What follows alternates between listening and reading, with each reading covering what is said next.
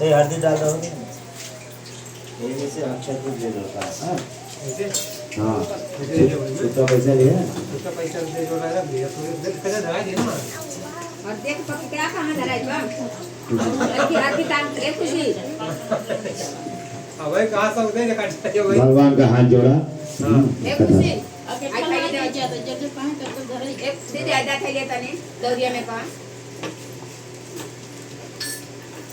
हां अथ प्रथमो अध्याय है। ध्यान से कथा सुना, हिंदी में सुना कि संस्कृत में तो सुना तो कुल समझा लेके ये ना समझिए ये हिंदी में सुना अर्थाव बताएगा तो बात ही कर एक दानम साढ़े से गंगाधर पर बच्चे सर्वे सुतम वराणिकम खलो बटेन तपसा की वापराते वास्तव फलम सत्तम सो मित्रम कथमोने। देखिए व्यास जी ने कहा कि एक समय नमिसागर तीर्थक में शौनक आदि सभी ऋषियों तथा मुनियों ने पुराण शास्त्र दत्ता जी शिष्य जी महाराज से पूछा तो ऋषि ने कहा हे महामुने किस व्रत अथवा तपस्या से मनवांछित फल प्राप्त होता है उसे हम सुनना चाहता हूँ, आप कहें। सूत जी ने कहा इसी प्रकार देवर्षि नारद जी के भी द्वारा पूछे जाने पर भगवान कमलापत ने उनसे जैसा कहा था उसे मैं कह रहा हूँ, आप लोग सावधान होकर सुने। एक समय योगी नारद जी लोगों के कल्याणकारी कामना से विविध लोकों में भ्रमण करते हुए मृत लोक में आए। उन्होंने अपने कर्म फल के अनुसार नाना योनियों उत्पन्न सभी प्राणियों को अनेक प्रकार के क्लेश दुख भोगते हुए देखा। किस उपाय से इनके दुखों का सुनिश्चित रूप से नाश हो सकता है ऐसा मन में विचार करके विष्णु लोक चले गए। सत्यनारायण देवान शुक्लान चतुर्भुजम शंख चक्र गदा वनमाला भीष्टम। वहाँ चार भुजाओं वाले जैसे शंख चक्र गदा तथा वनमाला से विभूषित शुक्ल भगवान नारायण का दर्शन करते हुए देवादिदेव उनकी स्तुति करने लगे। तब नारद जी ने कहा नमो चारुकांसक्ते आधि मध्याह्न विरात्ने सर्वेषां आदिभूताय भक्तानामार्थे दासने। नारद जी बोले हे भगवान हे वाणी मन से परे स्वरूप वाले अनंत शक्ति संपन्न आदि मध्य अंग से रहित निर्गुण सकल कल्याण में गुरुगुरु से संपन्न स्थावर जगदात्मक निखिल सृष्टि प्रपंच के कारण भूत तथा भक्तों की पीड़ा नष्ट करने वाले परमात्मा आपको नमस्कार है। स्तुति सुनने के अंतर भगवान विष्णु ने नारद जी से कहा। भगवान ने कहा कि हे महाभाग आप किस प्रयोजन से यहाँ आए हैं, आपके मन में क्या है कहिए, यह सब कुछ मैं आपको बताऊंगा।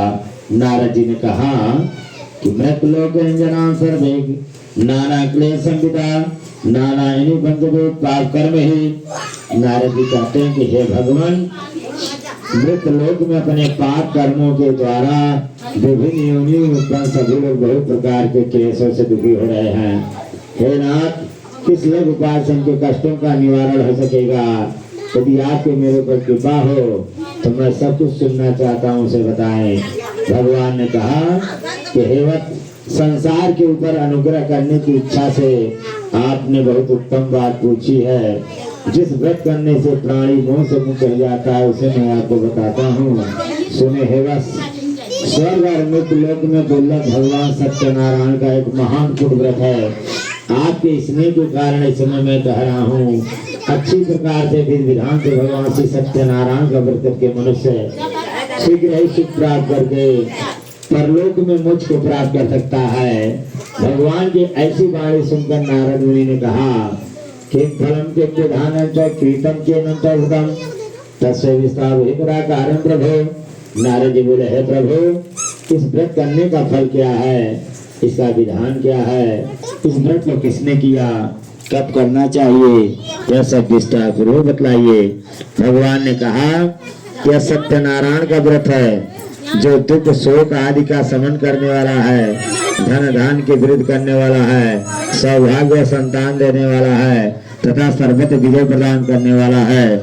जिस किसी भी दिन भक्त श्रद्धा से सभी मनुष्य बंधु बांधवों के साथ धर्म तत्पर होकर सायंकाल भगवान सत्यनारायण की पूजा करें नैवेद्य के रूप में उत्तम कोट के भोजनी पदार्थों को सवा मात्रा में भक्तिपूर्वक अर्पित करना चाहिए, जैसे केले का फल, घी, दूध, गेहूं का चूड़, गेहूं के चूड़ के भाव में साठी का चावल, चूड़, थोड़ा गुड़, सब भक्ष्य सामग्री एकत्र कर भगवान को निवेदित करना चाहिए, भगवान को भोग लगाना चाहिए और बंधु बांधवों के साथ श्री सत्यनारायण भगवान